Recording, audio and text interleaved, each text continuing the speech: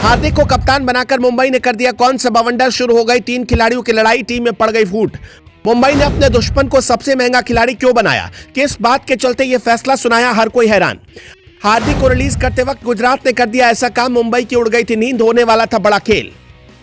जी हां, हार्दिक का मुंबई में आना किसी थ्रिलर फिल्म के क्लाइमेक्स से कम नहीं था। 26 तारीख को घड़ी में जिस वक्त 6 बजे थे, हर किसी की नजर मुंबई और गुजरात की लिस्ट पर थी। हर कोई जानना चाहता था कि हार्दिक का क्या होगा, हार्दिक किस तरफ जाएंगे। उसी वक्त गुजरात ने मुंबई के साथ एक खेल कर दिया जिसे देखकर हर कोई हैरान परेशान हो गया। लेकिन फिर अगले ही मिनट वो खबर आई जिसके बाद ये कहा जाने लगा कि हार्दिक के साथ ऐसा क्यों हो रहा है। कुल मिलाकर साफ है कि आईपीएल में अब एक नई जंग शुरू हो गई है, मुंबई और गुजरात की जंग। लेकिन जैसे ही हार्दिक गुजरात को छोड़कर मुंबई में आए, 2 खिलाड़ियों पर खतरा मंडराने लगा। 2 खिलाड़ियों के हाथ से बड़ा मौका निकल गया। इतना ही नहीं, खबर तो यह भी चल रही कि आखिर अपने दुश्मन के ऊपर मुंबई ने इतना बड़ा दांव क्यों लगाया। तो चलिए आपको हार्दिक को लेकर पूरी खबर बताते हैं। दरअसल जिस वक्त हार्दिक को रिलीज करने की बात चल रही थी, उस वक्त गुजरात की जब लिस्ट सामने आई तो उसमें हार्दिक मौजूद थे। जैसे ही लोगों ने गुजरात की लिस्ट में हार्दिक का नाम देखा तो हर कोई हैरान रह गया और यह सोचने लगा कि क्या वास्तव में हार्दिक गुजरात में ही रहने वाले हैं। लेकिन उसके कुछ ही देर बाद एक और लिस्ट आई जिसमें यह साफ था कि हार्दिक को मुंबई ने ट्रेड कर लिया है।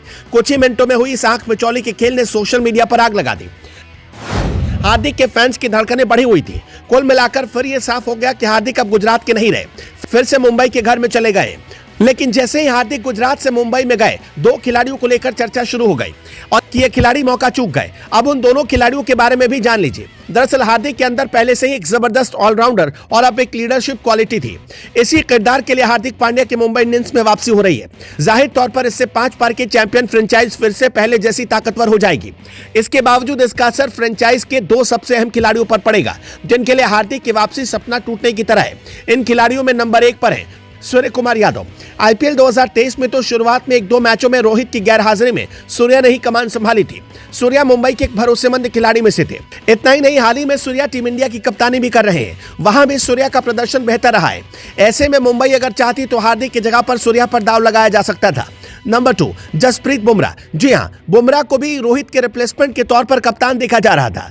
कई क्रिकेट के दिग्गज इस बात को मानते हैं कि रोहित के जाने के बाद बुमराह को कप्तान बनाया जा सकता है।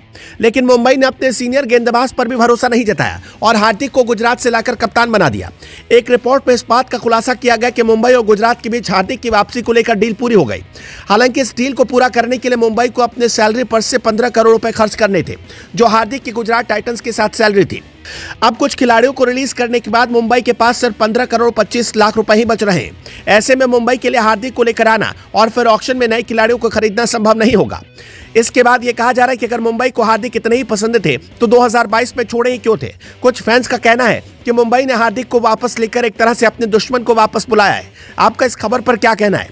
क्या आपको लगता है कि हार्दिक को कप्तान बनाकर मुंबई ने सूर्या और बुमराह के साथ नाइंसाफी की है? कमेंट करके जरूर बताएं।